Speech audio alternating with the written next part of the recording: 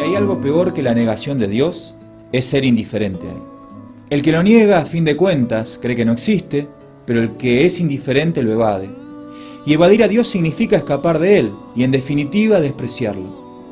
Y esta indiferencia de Dios se agudiza si nosotros somos cristianos. El que ha experimentado la fe del Evangelio y disfrutado del amor de Jesús en carne propia, sabe muy bien que pocas cosas se le comparan.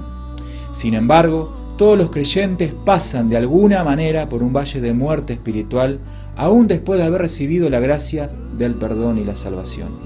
A esto le llamamos el enfriamiento espiritual, y quien les habla no ha pasado por él una sola vez, sino varias.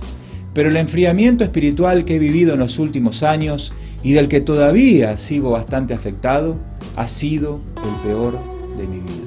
Todo comenzó cuando me interesé por la teología y el saber de las ciencias humanas en general. Mi interés estaba en aprender de Dios y del hombre, sumergirme en el conocimiento y buscar la sabiduría. En esa pasión por la verdad, muchas de mis creencias habituales se vieron confrontadas por contradicciones y problemas de veracidad. Parecía que la mayoría de las cosas que había creído como verdaderas estaban mal o al menos incompletas. Poco a poco cambié el tiempo de oración por más lectura, los tiempos de devoción y lectura de la Biblia por más lectura de temas que me interesaban, y sin notarlo me estaba alejando de lo que me alimentaba en mi relación con Dios. Lo que había comenzado como un deseo de conocer mejor a Dios terminó alejándome de Él. La religión se había convertido para mí en un conocimiento, Dios en un concepto en el cual especular, el hombre un interrogante moldeable por la sociedad y la cultura, y yo un mar de dudas y angustia. El enfriamiento espiritual me enfrió en todo sentido, pero aún así no abandoné mis tareas pastorales, aunque lo que más me motivaba eran los niños y los jóvenes que servimos en la misión. Dios estaba en un segundo plano, como alguien necesario, pero no fundamental. Reconozco que creía que podía seguir viviendo así y que estaba bien, que al fin de cuentas todo se trata de obrar y no tanto de orar. Me acostumbré a esa clase de vida espiritual. Jamás anhelé recuperar mi vida de devoción y oración. Es más, me sentía mucho más libre. Pero todos sabemos que no es buena señal ser indiferente a Dios siendo un pastor cristiano. También sabemos que Dios no suele quedarse de brazos cruzados cuando una oveja se descarrila. Al fin y al cabo, Él es el verdadero buen pastor.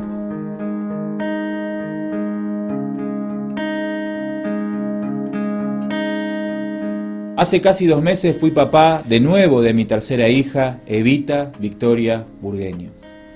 El embarazo de mi esposa desde el primer momento era de riesgo y como los 3 anteriores, tuvo hipertensión e iba a ir a cesárea. La cesárea se adelantó 1 mes por un pico de presión, en parte causado por una discusión que yo mismo había provocado.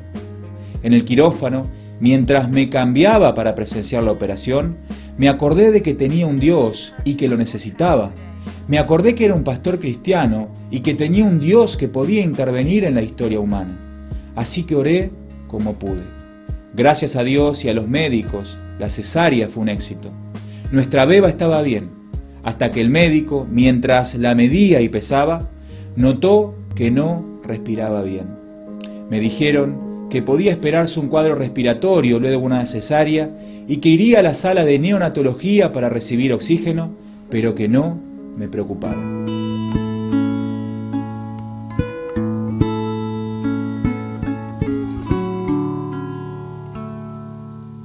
Mi esposa se recuperaba bien en su habitación mientras yo iba a recibir el parte médico.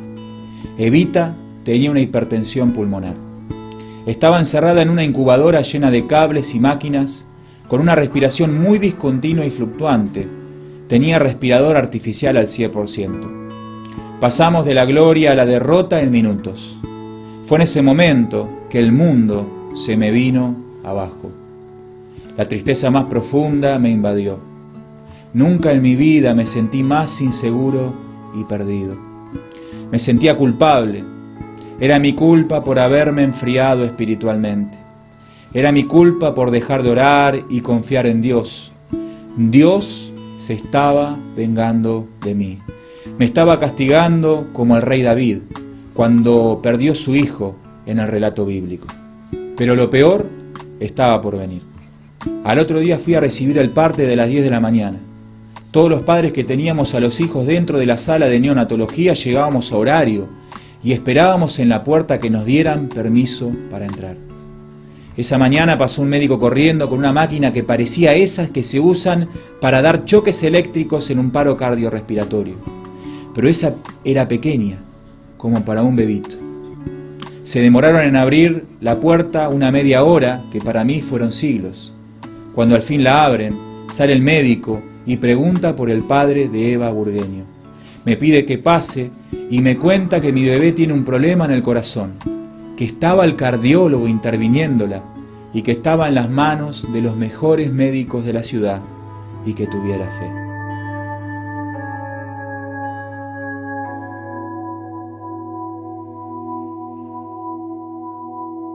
En ese momento, realmente el mundo se me vino abajo.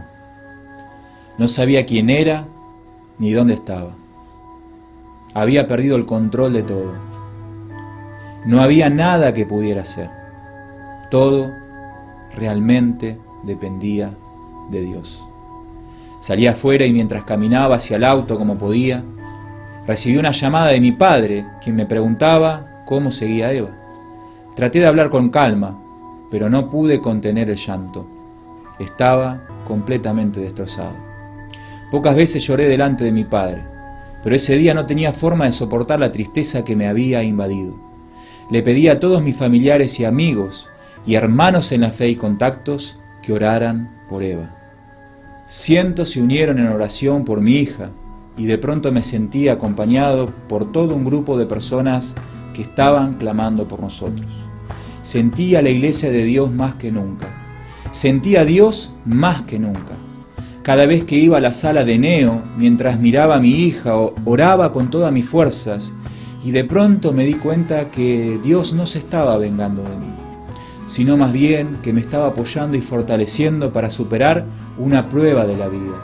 Algo que le puede pasar a cualquier hijo de vecino, pero con la diferencia que yo tenía al Dios que creó el cielo y la tierra de mi lado. Al tercer día de internación, un médico al verme afligido me dijo las siguientes palabras: Eva está luchando por su vida, está dando la batalla, tenés una hija muy fuerte. Cuando salga de esto no te olvides de las ganas de vivir que tiene. Cuando la miré tan pequeña e indefensa, dentro de su incubadora me di cuenta que su grandeza radicaba en su espíritu, un espíritu de valor y fortaleza. Comprendí que lo más profundo de nuestra existencia se encuentra en el alma y que allí obra Dios de manera poderosa si lo dejamos. Gracias al Señor, Eva fue evolucionando favorablemente y hoy está con nosotros en casa, libre de cualquier problema de salud y creciendo muy saludable. Dios nos dio una victoria que jamás vamos a olvidar y por sobre todo me dio una gran lección. A pesar que nosotros nos olvidemos de Él, Él jamás se olvida de nosotros. Él no se venga ni nos lastima, sino que se compadece de sus hijos. Lo que la tormenta deja en las costas luego de desplegar su furia son en su mayoría restos y basura. En mí limpió aquello que me alejaba de Jesucristo. No fue la teología ni las ciencias humanas las que me enfriaron, sino que fue la confianza en mí mismo.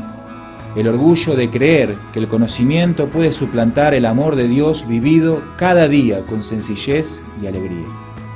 El enfriamiento espiritual es un enemigo a combatir. Pero si crees que has perdido la batalla contra él, te tengo una noticia. Dios no te va a dejar por mucho tiempo más así.